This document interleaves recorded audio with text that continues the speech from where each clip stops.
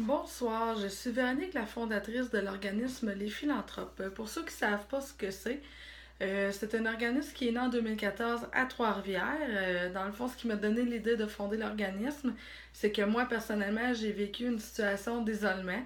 Puis à un moment donné, je me suis dit, c'est assez. Je trouvais ça plate de vivre cet isolement-là. Donc, ça m'a donné l'idée de fonder tout d'abord un groupe de marche là, pour les gens qui vivaient d'isolement.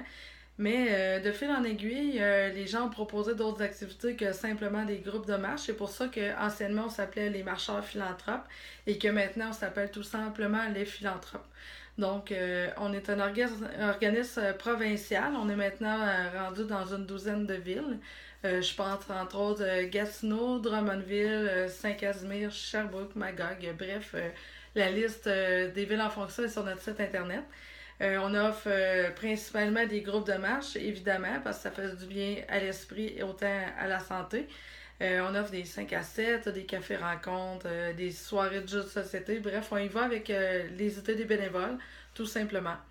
On a un code de fonctionnement bien précis pour les bénévoles qui font des activités parce qu'on veut que ce soit uniforme dans tout le Québec, qu'on fonctionne de la même façon partout.